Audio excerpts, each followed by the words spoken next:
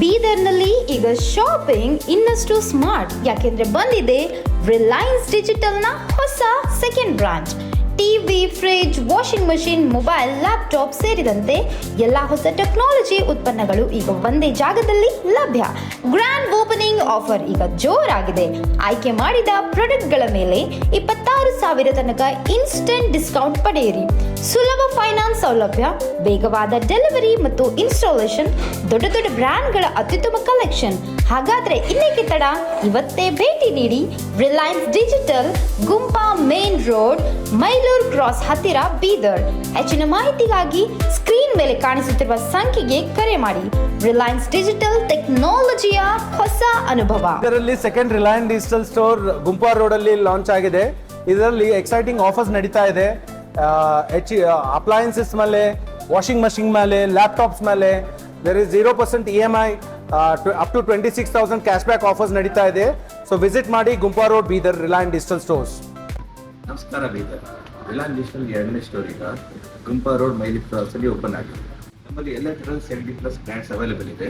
ಅದ್ರ ಜೊತೆಗೆ ನಿಮಗೆ ಫ್ರೀ ಡೆಲಿವರಿ, ಇನ್ಸ್ಟಾಲೇಷನ್ ಮತ್ತು ಪೇಪರ್ ಫೈನಾನ್ಸ್ ಕೂಡ ಲಭ್ಯವಿದೆ. ನಮ್ಮಲ್ಲಿ ಎಕ್ಸೈಟಿಂಗ್ ಆಫರ್ ಜೊತೆ ಈಸಿ EMI ಮತ್ತು ಒಳ್ಳೆ ಡಿಸ್ಕೌಂಟ್ಸ್ ಆಫರ್ ನಡೀತಾ ಇದೆ. ಒಂದ್ಸರಿ ವಿಸಿಟ್ ಮಾಡಿ Reliance digital second store, Gumpa road. Thank you.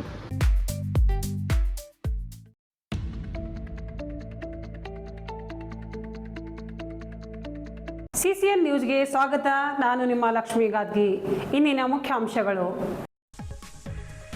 ಮಳೆ, ಹುಲಸೂರಿನಲ್ಲಿ ಬಾಲಕಿ ಸಾವು, ಈಶ್ವರ್ ಖಂಡ್ರೆ ಕಂಬನಿ. ಅಕ್ರಮ ಗೋ ಸಾಗಾಣಿಕೆ, ಗೋವಧೆ ನಿಲ್ಲಿಸಲು ಒತ್ತಾಯ, ಪ್ರಭು ಚೌಹಾಣ್.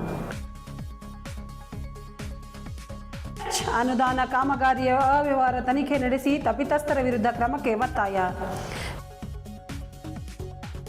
ಪ್ರೀತಿಸಿ ಕೈಬಿಟ್ಟ ಪ್ರೇಯಸಿ ಮದ್ಯ ಸೇವಿಸಿ ಆಸ್ಪತ್ರೆಯಲ್ಲಿ ಗಲಾಟೆ ಮಾಡಿದ ಯುವಕ.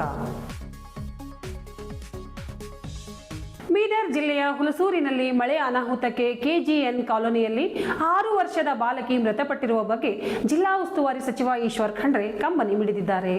ಬುಧವಾರ ಸಂಜೆ ಸುರಿದ ಭಾರೀ ಆಲಿಕಲ್ಲು ಮಳೆಯಿಂದಾಗಿ ಪತ್ರೂಸ್ ಹಾರಿ ಹೋಗಿ ಮೇಲಿಟ್ಟಿದ್ದ ಕಲ್ಲು ಬಿದ್ದು ಬಾಲಕಿ ಮೃತಪಟ್ಟಿರುವುದು ಅತ್ಯಂತ ನೋವಿನ ಸಂಗತಿ. ಈ ದುಃಖದ ಸಂದರ್ಭದಲ್ಲಿ ಸರ್ಕಾರ ಕುಟುಂಬದ ಜೊತೆ ನಿಲ್ಲುತ್ತದೆ. ಕುಟುಂಬದವರಿಗೆ ನಿಯಮಾನುಸಾರ ಪರಿಹಾರ ನೀಡುವಂತೆ ಜಿಲ್ಲಾಡಳಿತ ಸೂಚಿಸಲಾಗಿದೆ ಎಂದು ಅವರು ತಿಳಿಸಿದ್ದಾರೆ. ಜಿಲ್ಲೆಯಲ್ಲಿ ಗಾಳಿ ಸಹಿತ ಮಳೆ ಬೀಳುತ್ತಿದ್ದು ಜನರು ಸುರಕ್ಷತೆಯಿಂದ ಇರುವಂತೆ ಮನವಿ ಮಾಡಿದ್ದಾರೆ.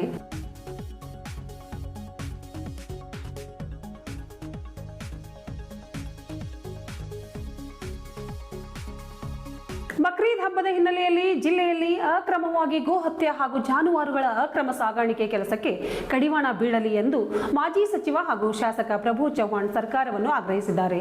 ಈ ಕುರಿತು ಮಾಧ್ಯಮಗಳಿಗೆ ಹೇಳಿಕೆಯೊಂದನ್ನು ಬಿಡುಗಡೆ ಮಾಡಿ ಅವರು ಭಾರತೀಯ ಸಂಸ್ಕೃತಿ, ಪರಂಪರೆ ಮತ್ತು ಸನಾತನ ಧರ್ಮದಲ್ಲಿ ಗೋಮಾತೆಗೆ ಅತ್ಯಂತ ಪೂಜನೀಯ ಸ್ಥಾನವಿದೆ.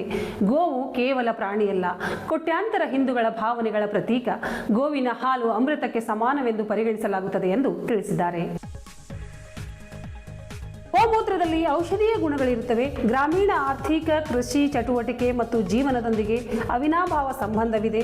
ಆದ್ದರಿಂದ ಗೋ ಸಂರಕ್ಷಣೆ ನಮ್ಮೆಲ್ಲರ ಜವಾಬ್ದಾರಿಯಾಗಿದೆ ಎಂದು ಹೇಳಿದ್ದಾರೆ.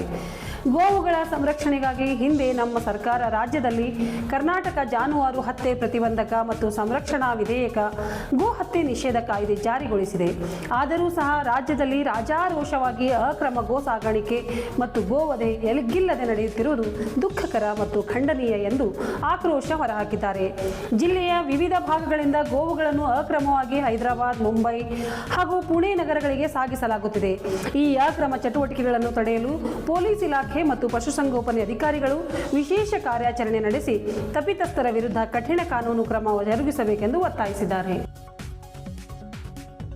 ಬೀದರ್ ಜಿಲ್ಲೆಯ ಔರಾ ತಾಲೂಕಿನ ರೋಮನ್ ಕ್ಯಾಥಲಿಕ್ ಚರ್ಚ್ ಕೇಂದ್ರಗಳಾದ ಸಂತ್ಪುರ್, ಉಜನಿ ಸೇರಿದಂತೆ ವಿವಿಧ ಗ್ರಾಮಗಳ ಚರ್ಚ್ಗಳಿಗೆ ನೀಡಲಾದ ಅನುದಾನದಲ್ಲಿ ಅವ್ಯವಹಾರ ನಡೆದಿದೆ ಎಂದು ಆರೋಪಿಸಿ ಬುಧವಾರ ಕಲ್ಯಾಣ ಕರ್ನಾಟಕ ನಿರ್ಮಾಣ ಸೇನೆ ವತಿಯಿಂದ ಅಲ್ಪಸಂಖ್ಯಾತರ ಕಲ್ಯಾಣ ಇಲಾಖೆ ಅಧಿಕಾರಿಗಳಿಗೆ ದೂರು ಸಲ್ಲಿಸಲಾಗಿದೆ. संतपूर उजनी चटनाळ धुपत महागाव न्यू मणियंपूर ओल्ड मणियंपूर गुडपಳ್ಳಿ ಬೆಲ್ದಾಳ್ ಖಾಶಂಪುರ್ ಕಂದಗೂಳು ಸುಂಕನಾಳ್ ಬೋರ್ಗಿ ನಾಗೂರ್ ಮುಧೋಳ್ ಹಾಗೂ ಲಕ್ಷ್ಮೀನಗರ ಸೇರಿದಂತೆ ವಿವಿಧ ಗ್ರಾಮಗಳ ಚರ್ಚ್ ದುರಸ್ತಿ ಸುತ್ತುಗೋಡೆ ಸ್ಮಶಾನ ಭೂಮಿ ಸುತ್ತುಗೋಡೆ ಮತ್ತು ಸಮುದಾಯ ಭವನ ಕಾಮಗಾರಿಗಳಲ್ಲಿ ಕಳಪೆ ಮಟ್ಟದ ಕಾಮಗಾರಿ ನಡೆಸಿ ಸರ್ಕಾರದ ಅನುದಾನ ದುರ್ಬಳಕೆ ಮಾಡಲಾಗಿದೆ ಎಂದು ದೂರಿನಲ್ಲಿ ತಿಳಿಸಲಾಗಿದೆ. ಫಾದರ್ ಸುನೀಲ್ ಅಂದ್ರೆ ಅವರ ಹಾಗೂ ಫಾದರ್ ಲಾರೆನ್ಸ್ ನೇತೃತ್ವದಲ್ಲಿ ಕಾಮಗಾರಿಗಳು ನಡೆದಿದ್ದು ಬೋಗಸ್ ಬಿಲ್ಲುಗಳ ಮೂಲಕ ಸರ್ಕಾರದ ಹಣ ಲೂಟಿ ಮಾಡಲಾಗಿದೆ ಎಂಬ ಆರೋಪವೂ ಕೇಳಿಬಂದಿದೆ. ಈ ಸಂಬಂಧ ಕಾಮಗಾರಿಗಳನ್ನು ಸಮಗ್ರವಾಗಿ ಪರಿಶೀಲಿಸಿ ತಪ್ಪಿತಸ್ಥರ ವಿರುದ್ಧ ಕಾನೂನು ಕ್ರಮ ಜರುಗಿಸಬೇಕು ಎಂದು ಆಗ್ರಹಿಸಿದ್ದಾರೆ. ಈ ಸಂದರ್ಭದಲ್ಲಿ ಕಲ್ಯಾಣ ಕರ್ನಾಟಕ ನಿರ್ಮಾಣ ಸೇನೆಯ ಜಿಲ್ಲಾಧ್ಯಕ್ಷ ಡಾಕ್ಟರ್ ಜೇಮ್ಸ್ ಇಸ್ಲಾಂಪುರ್, ಜಿಲ್ಲಾ ಕಾರ್ಯಕಾರಿಣಿ ಸದಸ್ಯ ಕಮಲ್ ಹಾಸನ್ ಭಾವಿದೊಡ್ಡಿ, ಸಂಜು ಕುಮಾರ್, ಸಚಿನ್ ಪಾಟೀಲ್, ಯೋಹಾನ್ ಮುಸ್ತಾಪುರ್, ರಾಹುಲ್ ಮಾಲೆ, ನಾಗಪ್ಪ ಪೂರೆ ಉಪಸ್ಥಿತರಿದ್ದರು. ಬೀದರ್ ನಗರದ ಬ್ರಿಮ್ಸ್ ಆಸ್ಪತ್ರೆಯಲ್ಲಿ ಕಳೆದ ಗುರುವಾರ ಅಂದರೆ ದಿನಾಂಕ ಮೇ 21ರ ತಡರಾತ್ರಿ ಕರ್ತವ್ಯ ನಿರತ ವೈದ್ಯನ ಮೇಲೆ ಹಲ್ಲೆ ನಡೆಸಿರುವ ಘಟನೆಯು ಜನರ ಮನಸ್ಸಿನಿಂದ ಮರೆಮಾಚುವ ಮುನ್ನ 3 ದಿವಸಗಳ ಹಿಂದೆ ಅದೇ ಬ್ರಿಮ್ಸ್ ಇಂತಹ ಮತ್ತೊಂದು ಘಟನೆ ನಡೆದಿರುವುದು ಅಲ್ಲಿಯ ಸಿಬ್ಬಂದಿ ಹಾಗೂ ವೈದ್ಯರನ್ನು ಭಯ ಹುಟ್ಟಿಸುವಂತಾಗಿದೆ. 3-4 ದಿವಸದ ಹಿಂದೆ ಯುವಕನೊಬ್ಬ ಕುಡಿದ ಅಮಲಿನಲ್ಲಿ ರಕ್ತಗಾಯ ಮಾಡಿಕೊಂಡು ಚಿಕಿತ್ಸೆಗಾಗಿ ಆಸ್ಪತ್ರೆಗೆ ಬಂದು ಅಲ್ಲಿ ಕೆಲಸ ಮಾಡುವ ಸಿಬ್ಬಂದಿ ಹಾಗೂ ವೈದ್ಯರನ್ನು ಮನಬಂದಂತೆ ಬೈದು ಮೈ ಮೇಲೆ ಹೋಗುವಂತಹ ಘಟನೆ ನಡೆದಿದೆ.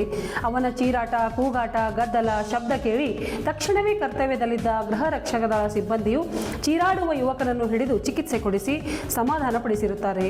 ರಕ್ತ ಗಾಯದಿಂದ ಬಂದಿರುವ ಯುವಕ ಪ್ರೀತಿಸಿದ ಯುವತಿ ಕೈಕೊಟ್ಟಿದ್ದರಿಂದ ಮದ್ಯ ಸೇವಿಸಿ ಪ್ರಜ್ಞೆ ಇಲ್ಲದೆ ಕಂಡವರನ್ನು ಹೊಡೆಯುತ್ತೇನೆ, ಹಾಗೆ ಮಾಡುತ್ತೇನೆ, ಹೀಗೆ ಮಾಡುತ್ತೇನೆ ಎಂದು ಆಸ್ಪತ್ರೆಯಲ್ಲಿ ಚೀರಾಡಿದ. ಹೋದ ಗುರುವಾರವೇ ವೈದ್ಯನ ಮೇಲೆ ಹಲ್ಲೆ ಮಾಡಿ ಜೈಲಿನಲ್ಲಿ ಕಂಬಿ ಇಳಿಸುತ್ತಿರುವುದು ಈ ವ್ಯಸನಿಗೆ ಗೊತ್ತಿಲ್ಲವಂತೆ. ಹೇಗೋ ಇಂಥವರಿಗೆ ಶಿಕ್ಷೆಯಾಗಬೇಕಾದರೆ ಇವರ ವಿರುದ್ಧ ಕಠಿಣ ಕಾನೂನು ಕ್ರಮದ ಜೊತೆಯಲ್ಲಿ ರಸ್ತೆಯ ಮೇಲೆ ಬಟ್ಟೆ ತೆಗೆದು ಕೈಗೆ ಬೀಡಿ ಹಾಕಿ ನಗರದ ತುಂಬ ಓಡಾಡಿಸಿ ಜೈಲಿಗೆ ಕಳುಹಿಸಿದರೆ ಇವರನ್ನು ಕಂಡ ಇನ್ನೊಬ್ಬರು ಇಂತಹ ತಪ್ಪುಗಳು ಮಾಡಲು ಮುಂದೆ ಬರುವುದಿಲ್ಲ ಎನ್ನುವುದು ಸಾರ್ವಜನಿಕರ ಒತ್ತಾಸೆಯಾಗಿದೆ.